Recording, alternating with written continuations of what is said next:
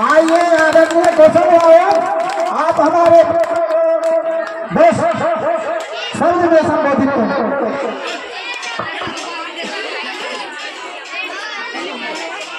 जय जय नमः बुद्धाय।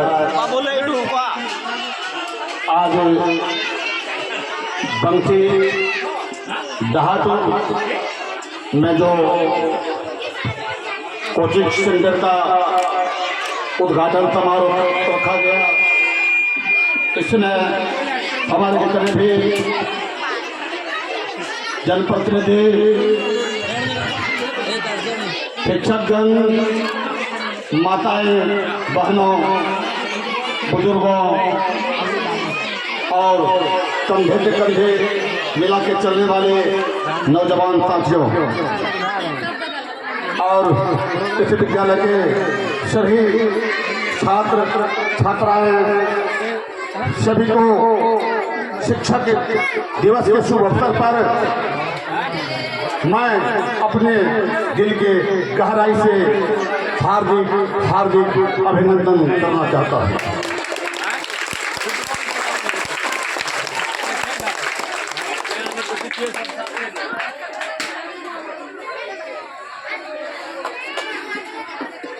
आज इस डहाटो बंथी में हमारे राजकुमार जी के द्वारा शिक्षा का अलख जलाया जा रहा है। इस विद्यालय की स्थापना आज 5 सितंबर 2025 को होने जा रहा है, इसलिए कि आज के दिन ही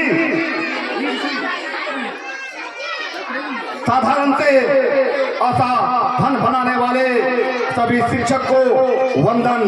सावित्रीबाई फुले, बाबा साहब भीमराव अंबेडकर, ज्योति फुले, फातिमा सेठ सहित सभी महान शिक्षकों को मैं दिल के गहराइयों से नमन करता हूँ।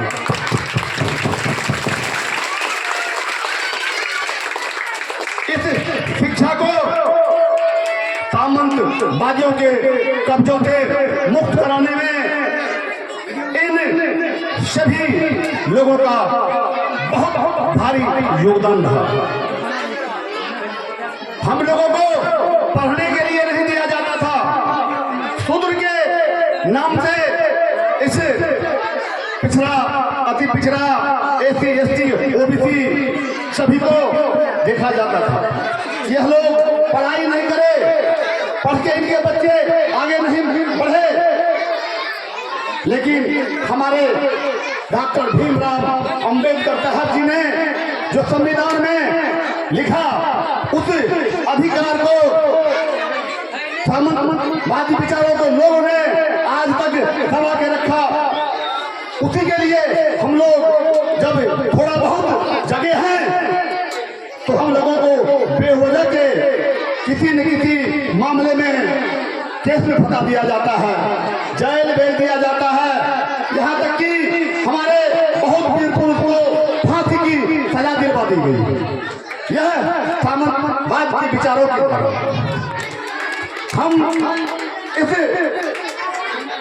पंडाल में जितने भी अभिभावकगण हैं सभी को कहेंगे कि उस सामंतवादों के विचार से आगे हटके अपने अपने बच्चों को उचित शिक्षा देने का काम करें।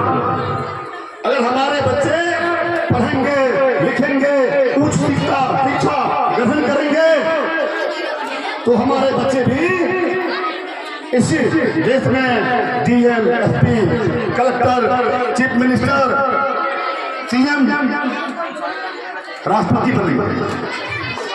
यह सामंतवाद हम लोगों को अभी तक पीछे धकेल रहे हैं, जबकि हम लोगों की आबादी 85% है, उस सामंतवादों की आबादी 15% है।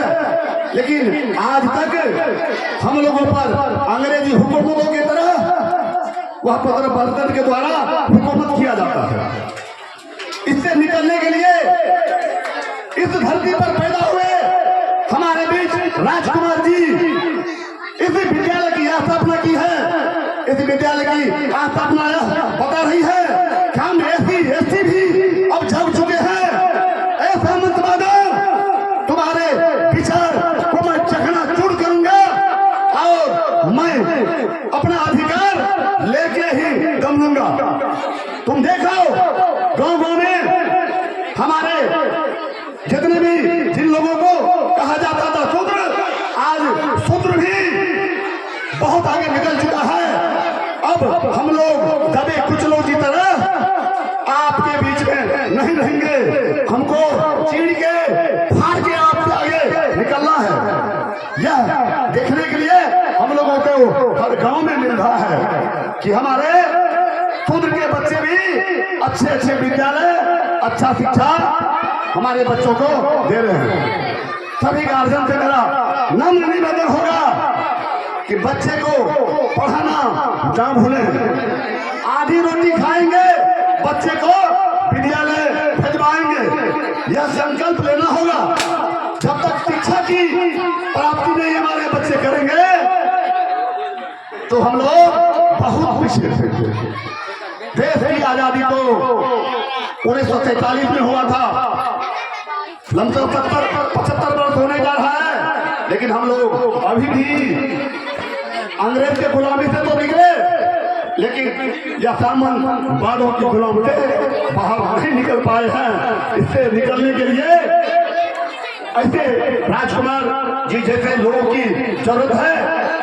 अपने अपने क्षेत्र में, अपने गांव मोहल्ले में हम अपने गार्जियन को, बच्चे को जरूर ऐसा शिक्षा देंगे कि सामंतवादों को विचारों को चीर के बाहर निकलेंगे। हमारे कलाकार साहब चंद्र कुमार हाथा जी एक कहानी कहे, विश्वामित्र से शिक्षा ग्रहण करने के लिए एकलव्य गया, लेकिन स्वीकार उसको नहीं किया गया। इसलिए स्वीकार नहीं किया गया कि वह छोटे जाति के लोग थे, वह आदिवासी जाति के लोग थे, वह इसीलिए उसको शिक्षा नहीं दिया। सिर्फ वहां पर शिक्षा उसी 15% लोगों को दिया जाता था जो क्षत्रिय है। आप लोग सभी जानते ही हैं कि 15% क्षत्रियों को शिक्षा के लिए गुरुकुल विद्यालय सारे चीज की स्थापना होती थी, हमारे आपके बच्चे के लिए नहीं। और शिक्षा चोरी छिपी से प्राप्त भी कर लिए एकलव्य, तो दान में देखिए क्षत्रियों का खेला कि कितना मूर्ख बना रहा है। अगर हम शिक्षा प्राप्त भी कर लिए, जीत अंगूठा पे मैंने बाण चलाता हूँ, जीत अंगूठा पे मैंने कलम चलाता हूँ, उस अंगूठा को उन्हें जान में मान लिया और एकलव्य का अंगूठा काट के दे दिया दान में। यह उस क्षत्रिय का देन है। इस तरह की व्यवहार क्षत्रिय हम लोगों के साथ किया है। हम लोग आजाद तभी होंगे जब हम अपने बच्चे को शिक्षित करेंगे। जब मेरा बच्चा शिक्षित होगा, हम खुद आजाद हो जाएंगे। जब तक बच्चे शिक्षित नहीं कर पाएंगे बच्चे को, तो हम लोग गुलामी के जंजीर से बाहर नहीं निकल पाएंगे।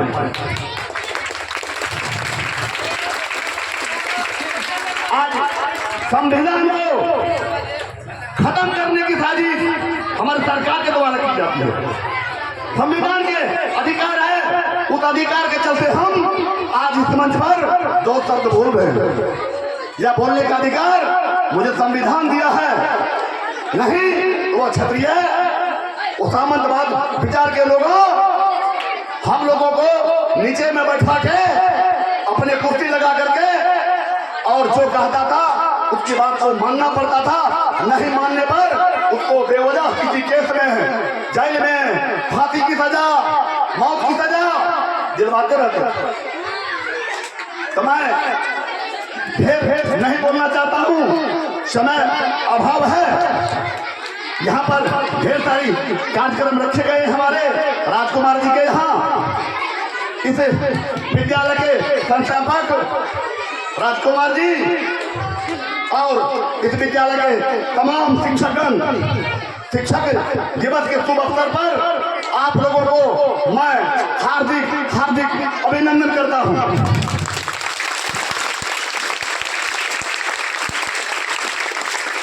इस मंच पर विराजमान राकेश कुमार मध्य विद्यालय हल्दीबाड़ी के शिक्षक, आपसे मेरा अनुरोध है कि विद्या का अलग इसी तरह अपने क्षेत्र में ऐसे कार्यक्रम में भाग लेते रहें और सारे 85% को जगाने का काम करते रहें। आपके इस कार्यक्रम से मैं इतना खुश हूँ कि मुझे आज लगता है कि मुझे आजादी मिल चुकी है, हम आजाद हो चुके हैं। नहीं चलेगा तुम्हारी 15%, हम 85 जग चुके हैं, हम 85 जग चुके हैं। मैं अपना अधिकार लेके रहूंगा, मेरा अधिकार तुम्हारे पास नहीं जाएगा। जाति जनगणना की बात जब हमारी सरकार ने की तो दागी लगे उन लोगों को, कमरदार वालों को, इसलिए कि हमारी 85% अगर आबादी है और जाति जनगणना हो जाती है तो ये तो में 50 शिक्षक हम इसे SC OBC के बच्चे बनेंगे, उसको यह पता है। इसीलिए जाति जनगणना पर इतना बवाल हुआ। अगर हम लोग जाति जनगणना का समर्थन करेंगे और पूरे देश में जाति जनगणना हो, हम लोगों का अधिकार ऑटोमेटिक मिल जाता है। इन्हीं शब्दों के साथ मैं अपने वाणी को विराम देते हुए महोदय राकेश जी को दे रहे हैं। जय हिंद, जय भारत। एक बार पुनः आदरणीय कौशल भाई के लिए जोरदार ताली।